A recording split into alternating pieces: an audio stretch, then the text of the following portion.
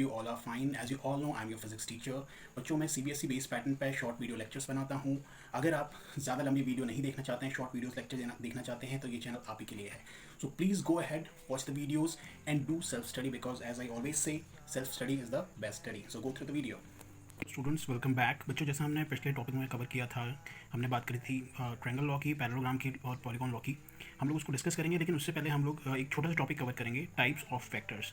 तो मैंने यहाँ ब्रैकेट में 10 लिखा हुआ है. इट मीन्स हम यहाँ पे 10 वेक्टर्स के बारे में बात करेंगे. जो पहला वेक्टर है दैट इज इक्वल वेक्टर है, और मैंने यहाँ पे एक चीज़ मेंशन करी है, when two vectors have equal magnitude and in same direction. मतलब मैंने यहाँ पे एक वेक्टर ए ले लिया है जिसकी लेंथ है 5 सेंटीमीटर और ये वेक्टर ईस्ट डायरेक्शन में जा रहा है. और वैसे मैंने यहाँ पे दूसरा वेक्टर ले लिया है जिसकी भी लेंथ 5 सेंटीमीटर है और ईस्ट डायरेक्शन में है. 5 सेंटीमीटर एक्चुअली मैग्नीट्यूड को बता रहा है, ठीक है, मैग्नीट्यूड को बता रहा है. और जो ईस्ट है वो डायरेक्शन को बता रहा है. तो दोनों में ईस्ट डायरेक्शन है और दोनों की मैग्नीट्यूड बराबर है, इसलिए ये वेक्टर्स कैसे हैं, इक्वल वेक्टर्स हैं. अब बच्चों पैरेलल वेक्टर्स पे आते हैं. तो पैरेलल वेक्टर्स में मैंने लिखा हुआ है when vectors have same direction. तो इसके जस्ट ऊपर वाला हमने डिस्कस किया, इनकी भी सेम डायरेक्शन है ईस्ट. मतलब हमें सिर्फ इनकी डायरेक्शन से मतलब है, हमें इनके मैग्नीट्यूड से मतलब नहीं है. हाँ, लेकिन एक चीज़ और कि इन दोनों में से किसी का भी मैग्नीट्यूड 0 नहीं होना चाहिए. इसका 3 हो सकता है, इसका 5 हो सकता है, इसका 4 हो सकता है, इसका 6 हो सकता है और 5 भी हो सकता है. तो ये एक्चुअली ये क्या है, ये भी पैरेलल वेक्टर्स ही हैं. तो हम यहाँ पे डिस्कस करेंगे कि एंटी पैरेलल वेक्टर्स क्या होते हैं. एंटी पैरेलल वेक्टर्स कुछ अलग नहीं होते, बिकॉज पैरेलल वेक्टर्स क्या होते हैं कि दो वेक्टर्स अगर पैरेलल हैं बट उनका डायरेक्शन सेम होता था तो वो पैरेलल वेक्टर्स कहलाते थे. तो एंटी पैरेलल में क्या होता है, दो वेक्टर्स पैरेलल होते हैं लेकिन उनका डायरेक्शन अपोजिट होता है. ठीक है, तो बस इतना ही समझना है इसमें. अब आते हैं कोलिनियर वेक्टर्स पे. कोलिनियर वेक्टर्स हमें पता है बच्चों, मैथ्स में हमने पढ़ा है कोलिनियर पॉइंट्स क्या होते हैं. अगर 3 डॉट्स को अगर हमने एक स्ट्रेट लाइन में रख दिया तो वो कोलिनियर पॉइंट्स कहलाते थे. तो कोलिनियर वेक्टर भी कुछ ऐसा ही है कि जहाँ पे अगर वेक्टर ए भी 3 लाइन से पास हो रहा है, वेक्टर बी भी पास हो रहा है, वेक्टर सी इस डायरेक्शन पास हो रहा है, ये तो तीनों वेक्टर ए, वेक्टर बी और वेक्टर सी तीनों कोलिनियर वेक्टर्स हैं. ठीक है, because they are sharing a common support. अब हम आते हैं जीरो वेक्टर पे. बच्चों जीरो वेक्टर पे सीधी सी बात है, इसका नाम जैसे बता रहा है जीरो, तो इसका मैग्नीट्यूड होता है जीरो और उसकी डायरेक्शन होती है कोई भी आर्बिट्री डायरेक्शन, मतलब कोई भी अनडिफाइंड डायरेक्शन जो हम नहीं बता सकते, कभी भी कुछ भी हो जाएगी. ठीक है, अब हम आते हैं यूनिट वेक्टर्स पे. बच्चों दिस इज़ वेरी इंपॉर्टेंट, मैंने इसीलिए यहाँ पे स्टार मार्क लगाया हुआ है और इसके बारे में मैंने लिखा हुआ है यहाँ पे, when vector is divided by its magnitude.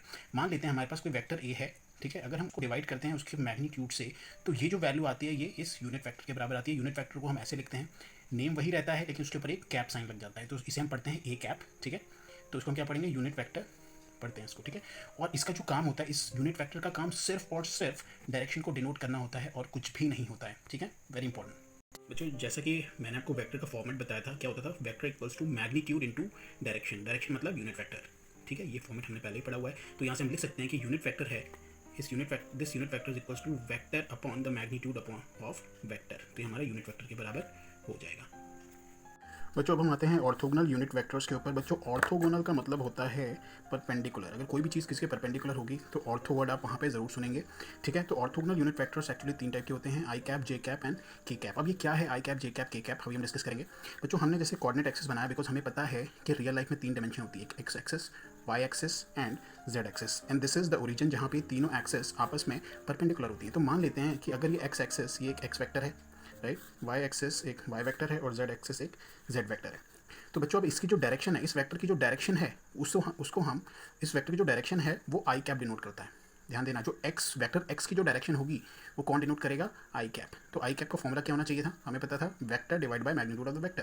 तो सेम वे वाई एक्सिस जो वेक्टर है उसकी डायरेक्शन जे कैप डिनोट करेगा, जो कि किसके बराबर होगा, vector y by magnitude of y. Same way जो जेड डायरेक्शन है इसको कौन डिनोट करेगा, k cap, unit vector k cap. तो इसकी वैल्यू क्या होगी, vector z by magnitude of vector z. That's it. तो हम बात करेंगे पोलर वेक्टर की. Polar vector is very simple, those vectors which have starting point. मतलब कोई भी वेक्टर जहाँ कहीं ना कहीं से अगर शुरू होकर अगर कहीं एक जगह पे पॉइंट कर रहा है तो उसको हम लोग पोलर वेक्टर्स कहते हैं. तो डिस्प्लेसमेंट एक तरह का पोलर वेक्टर है, फोर्स भी एक तरह का पोलर वेक्टर है, क्योंकि ये सपोज़ ये इस पॉइंट से शुरू हुआ है यहाँ से यहाँ तक, तो कहीं ना कहीं से शुरू हुआ है तो इसको हम पोलर वेक्टर कहेंगे. अब आते हैं हम एक्चुअल वेक्टर पे. एक्चुअल वेक्टर क्या होता है बच्चों, एक्चुअल वेक्टर पे हम लोग आते हैं, वर्ड किससे बना है, एक्सेस से बना है, ध्यान रखना. तो एक्सेस क्या होती है, फॉर एग्जाम्पल बच्चों एक्चुअल वेक्टर पे आते हैं. सपोज अगर कोई बॉडी क्लॉकवाइज रोटेट कर रही है तो यहाँ पे हम एक्चुअली अपना थंब रूल लगाते हैं या तो स्क्रू रूल लगाते हैं. मतलब अगर क्लॉकवाइज है तो हम हैंड को कर्ल करेंगे क्लॉकवाइज और देखेंगे हमारा थंब कहाँ जा रहा है, तो वो वेक्टर ऊपर की तरफ जाएगा. और वही अगर हम देखेंगे एंटी क्लॉकवाइज है तो हमारा थंब नीचे की ओर जाएगा. तो हम यहाँ पे राइट हैंड थंब रूल या तो स्क्रू रूल लगाते हैं. जिससे हमें पता लग जाता है। तो ये वाला जो ऊपर जा रहा है ये एक्सियल वेक्टर है और यहाँ नीचे जा रहा है ये भी एक्सियल वेक्टर है। अब हम कोप्लेनर वेक्टर पे आते हैं बच्चों। अगर सपोज मान लो ये हमारा पेपर है, पेपर एक तरह की प्लेन शीट होती है। इस शीट में जितने भी वेक्टर्स एक ही प्लेन में लाई करेंगे, वो चाहे ऐसे हो चाहे यहाँ हो, सारे कोप्लेनर वेक्टर्स होंगे। हाँ, लेकिन अगर सपोज कोई वेक्टर इस पेपर से ऊपर उठ के ऐसे जा रहा है ऊपर की ओर, तो वो कोप्लेनर वेक्टर नहीं होगा, ध्यान रखना। अब हम बात करेंगे यहाँ पे ट्रायंगल लॉ की। ट्रायंगल लॉ में क्या होता है बच्चों, अब ध्यान देना, हम यहाँ पे सपोज एक वेक्टर बना रहे हैं, वेक्टर ए, और यहाँ से यहाँ तक हम बना रहे हैं एक वेक्टर बी जो डिफरेंट डायरेक्शन में है। तो बच्चों यहाँ पे ध्यान देने वाली बात ये है कि ये जो दोनों वेक्टर ये कनेक्ट कैसे हैं। ये देखो, यहाँ ये वेक्टर की टेल है, ये वेक्टर ए का हेड है, और ये वेक्टर बी का यहाँ पे टेल है और यहाँ पे इसकी हेड है। तो ये दोनों कैसे कनेक्ट हैं, हेड टेल कनेक्ट है। मैंने पिछले लेक्चर में बताया था कि टेल हेड कनेक्ट होने चाहिए या कैसे, लेकिन ट्रायंगल लॉ में हम ये चीज़ ध्यान रखेंगे, पहले वाले वेक्टर का हेड दूसरे वाले वेक्टर की टेल से कनेक्ट होना चाहिए। और हम इन दो वेक्टर को एक्चुअली इनका जब रिजल्टेंट निकालेंगे तो हम इसके इनिशियल और फाइनल पॉइंट को ऐसा जोड़ देंगे, एक स्ट्रेट लाइन बना देंगे, राइट। एक स्ट्रेट लाइन बना दी और यही हमारा रिजल्टेंट वेक्टर है। तो यहाँ पर जो रिजल्टेंट है वो किसके बराबर है, vector a plus vector b के। बच्चों देखो यहाँ पे इस वाले वेक्टर का नाम है वेक्टर ए, इसका नाम है बी। तो रिजल्टेंट एक्चुअली क्या होता है, सिंपली वेक्टर का एडिशन होता है। बच्चों अब यहाँ पे ध्यान देने वाली बात ये है कि अगर सपोज वेक्टर बी की अगर ये डायरेक्शन है, तो अगर मैं माइनस बी वेक्टर दिखाऊँ तो सेम मैग्नीट्यूड में अपोजिट डायरेक्शन में वो वेक्टर बन जाएगा माइनस बी वेक्टर। तो अगर मैं देखूँ यहाँ पे वेक्टर ए है, यहाँ पे वेक्टर माइनस बी है, तो अगर मैं इस इधर का अगर मैं रिजल्टेंट निकालूँ उसको, अगर मैं यहाँ का अगर रिजल्टेंट जिसको मैं आर डैश बोल दे रहा हूँ अगर निकालूँ, तो वो क्या हो जाएगा, वेक्टर आर डैश यहाँ पे जो हो जाएगा वो हो जाएगा vector a plus of minus vector b. आपने देखा यहाँ पे वेक्टर का नाम माइनस बी था इसलिए हमने लिखा, हम लेकिन कर हम एडिशन ही रहे हैं रिजल्टेंट के केस में। ये चीज़ बहुत ध्यान देने वाली है, फिर से बता रहा हूँ बच्चों। अगर एक वेक्टर है ए, यहाँ पे बी है, इसका रिजल्टेंट निकालूंगा तो vector a plus vector b होगा। और वहीं अगर मैंने अपोजिट डायरेक्शन में ये वेक्टर बना लिया होता तो माइनस बी होता, तो मैं वेक्टर ए और माइनस बी का रिजल्टेंट यहाँ पे आर डैश बोल रहा हूँ, तो आर डैश किसके बराबर होगा यहाँ पे, vector a plus of minus b, या तो सिंपली मैं लिख सकता हूँ vector a minus vector b. और इसी चीज़ को हम लोग बोलते हैं सब्ट्रैक्शन ऑफ वेक्टर्स। बच्चों इसका मतलब ये हुआ, वेक्टर में सिर्फ और सिर्फ एडिशन होता है, सब्ट्रैक्शन नाम की कोई चीज़ नहीं होती है। बच्चों आपने टॉपिक देखा होगा अपनी बुक में कि सब्ट्रैक्शन ऑफ वेक्टर। बच्चों सब्ट्रैक्शन ऑफ वेक्टर यही चीज़ है, यहाँ पे आपने देखा होगा यहाँ पे कोई एक्चुअल सब्ट्रैक्शन नहीं हुआ है, यहाँ पे सिर्फ माइनस बी वेक्टर को रख दिया गया, right. Now we will find the magnitude and direction of the resultant vector. बच्चों हमने देखा था जो रिजल्टेंट था वो हमारा क्या था, vector a plus vector b. और बच्चों जो हमने देखा था उनके, मुझे बताओ अगर मैंने बोल दिया कि इन दोनों वेक्टर्स के बीच का एंगल अगर थीटा है, तो ज़रा इन फिगर्स को ध्यान से देखिए एक बार, इस फिगर को ध्यान से देखिए, यहाँ पे वेक्टर ए है, ये वेक्टर बी है, इन दोनों के बीच का एंगल ये है, या अगर ये वेक्टर ए है ये वेक्टर बी है, इन दोनों के बीच का एंगल ये है। गेस करिए, actually this is wrong and this is right. बच्चों देखो क्या होता है, दोनों वेक्टर के बीच का अगर एंगल आपको पता करना है तो आप वेक्टर जब भी हेड टू टेल कनेक्ट होंगे आप तब कभी नहीं पता कर पाएंगे। आपको उसको पता करने के लिए क्या करना पड़ेगा, इस वेक्टर को आप आगे शिफ्ट कर दीजिए, तो मतलब vector tail to tail connect हो गए। अब ये जो एंगल है this is the angle between two vectors, ठीक है। इट्स वेरी इंपॉर्टेंट, फिर से बता रहा हूँ कि वेक्टर या तो टेल टू टेल कनेक्ट हैं तभी उनके बीच का एंगल हम समझ पाएंगे, या तो आप इसको यहाँ उठा के यहाँ लाने के लिए इसको आप पीछे ले आइए ऐसे, तब भी ये ऐसे दिखेगा आपको, तब भी ये थीटा एंगल ही होगा, राइट। तो या तो vector head to head connect होनी चाहिए या तो टेल टू टेल कनेक्ट होनी चाहिए, तभी हम दो वेक्टर्स के बीच का एंगल बता पाएंगे, and this is very important. Come back to the derivation. बच्चों हमने ये फिगर पहले बनाया था, ये वेक्टर ए है, ये है वेक्टर बी, राइट। इसका रिजल्टेंट है ये आर, हमने इनकी नेमिंग कर दी है ओ पी क्यू एन से। क्यू से एन हमने एक परपेंडिकुलर ड्रॉ किया है और इस बेस को एक्सटेंड कर दिया यहाँ पे, और ये 90 डिग्री पे कोलाइड कर रहे हैं। तो बच्चों जैसा हमें पता है ये वेक्टर ए है ये वेक्टर बी है, तो दोनों के जो बीच का एंगल थीटा वो ये होगा, राइट। अभी हमने डिस्कस किया था वो ये होगा, राइट। अब देखो, अब बच्चों यहाँ पे जो हम बना रहे हैं वो एक राइट एंगल ट्रायंगल बन गया है, ठीक है। और जब भी राइट एंगल ट्रायंगल बनता है तो हम वहाँ पे कौन सी थ्योरम यूज़ करते हैं, पाइथागोरस थ्योरम, साइड्स की वैल्यू निकालने के लिए। तो हमें क्या फॉर्मूला पता है पाइथागोरस थ्योरम में कि hypotenuse square equals to perpendicular square plus base square, मतलब हाइपोटेनस का मैग्नीट्यूड का स्क्वायर इक्वल्स टू परपेंडिकुलर के मैग्नीट्यूड का स्क्वायर प्लस बेस के मैग्नीट्यूड का स्क्वायर। अब ये क्यू एन, अब ये तो हमें पता है इसका मैग्नीट्यूड आर होगा, इसकी लेंथ आर होगी, लेकिन क्यू एन की वैल्यू कितनी होगी और इस ओ एन की वैल्यू कितनी होगी। देखो ओ एन में से इतनी वैल्यू, इसका मैग्नीट्यूड तो ए है, लेकिन इस पी एन का मैग्नीट्यूड हमें नहीं पता है, मतलब हमें क्यू एन का मैग्नीट्यूड नहीं पता है और पी एन का मैग्नीट्यूड नहीं पता है। तो कोई बात नहीं, इसको पता करते हैं। उससे पहले हम एक छोटे से टॉपिक यहाँ पे देखेंगे which is known as resolution of vector. अगर कोई भी एक वेक्टर है जो भी इंक्लाइंड है, मतलब ना एक्स थोड़ा सा इंक्लाइंड एक्स एक्सिस में, थोड़ा सा इंक्लाइंड वाई एक्सिस में, तो उसको हम रिजॉल्व कर सकते हैं दो वेक्टर्स में।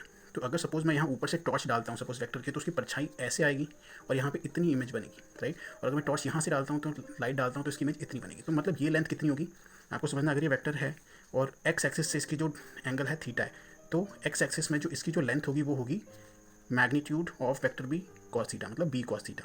और वाई एक्सिस में मतलब इसको हॉरिजॉन्टल कंपोनेंट कहते हैं, इसको वर्टिकल कंपोनेंट कहते हैं जो वाई एक्सिस में, तो वाई एक्सिस में होगी बी साइन थीटा।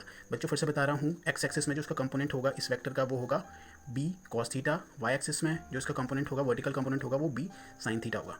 तो बच्चों यहाँ पे आगे बढ़ते हैं, क्यू एन की जगह हम लोग क्या पुट कर सकते हैं, क्यू एन की जगह हमें अभी पता है ये वेक्टर बी है, राइट, एंगल थीटा है, तो ये पी एन की वैल्यू क्या होनी चाहिए, बी कॉस थीटा, और यहाँ पे अगर हम परपेंडिकुलर निकालें तो उसकी वैल्यू क्या होती थी, यहाँ पे हमने निकाला था बी साइन थीटा। लेकिन बच्चों देखने वाली बात ये है कि ये और ये पैरेलल और इक्वल है, तो इसका अगर मैग्नीट्यूड बी साइन थीटा है तो इसका भी यही होगा, तो इसका मतलब यहाँ पे अगर बी साइन थीटा है तो इसकी वैल्यू भी बी साइन थीटा होगी, राइट। तो हमें वैल्यू मिल गई। तो क्यू एन की वैल्यू क्या है, क्यू एन की वैल्यू क्या है, बी साइन थीटा, तो पुट कर देंगे बी साइन थीटा का whole square, plus O N की वैल्यू क्या है, देखो ओ एन किसके बराबर है, O P plus P N के बराबर है, O P plus P N के बराबर है, राइट। तो हम यहाँ पे लिख सकते हैं हम दोबारा आर स्क्वायर इक्वल्स टू, इसको हम कैसे लिख सकते हैं, B square sine square theta plus ये ए प्लस बी का होल स्क्वायर हो गया, क्या फॉर्मूला होता है, A square plus B square plus 2ab, right. ये फॉर्मूला आपने पढ़ा होगा छोटी क्लासेस में, 9th क्लासेस में।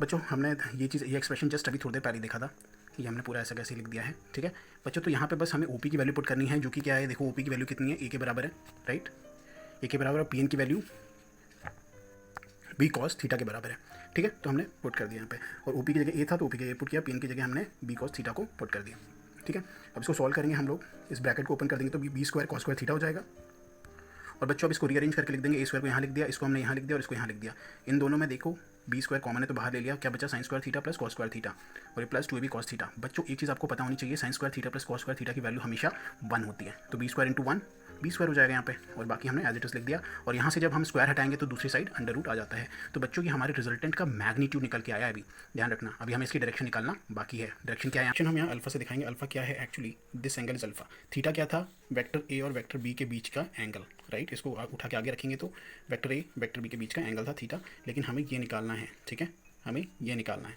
राइट। ये हम अल्फा क्यों निकाल रहे हैं, बिकॉज ये रिजल्टेंट, हमें रिजल्टेंट का एंगल निकालना है बच्चों, ए वेक्टर ए और बी के बीच का एंगल नहीं निकालना, रिजल्टेंट कितना इंक्लाइंड है ऊपर, हमें अल्फा की वैल्यू निकालनी है, ठीक है। तो ध्यान रखना आप लोग, आगे देखिए।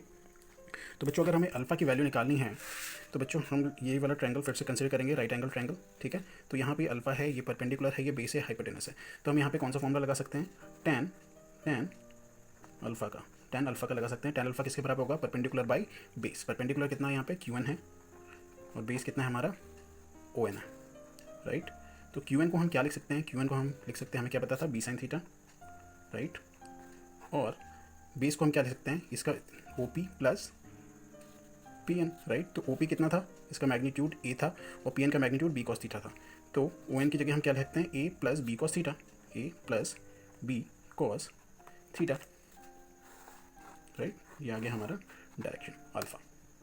तो बच्चों ट्रायंगल लॉ से हमारा जो रिजल्टेंट आया था उसकी वैल्यू ये रही, राइट, और जो डायरेक्शन आया था उसकी वैल्यू ये है, ठीक है। तो बच्चों हम देखेंगे कि पैरेललोग्राम लॉ का यूज़ करेंगे, वो भी एक वेक्टर एडिशन ही होगा, उसका अगर यूज़ करेंगे तो हमें मैग्नीट्यूड और डायरेक्शन कैसा आएगा। तो बच्चों ये मैं डेरिवेशन आप लोगों को दिखा रहा हूँ, आप वीडियो को पॉज करके एक बार देख लीजिएगा, ठीक है, और ये कैसे होगा इसको भी देख लीजिएगा, ठीक है, इसकी डायरेक्शन।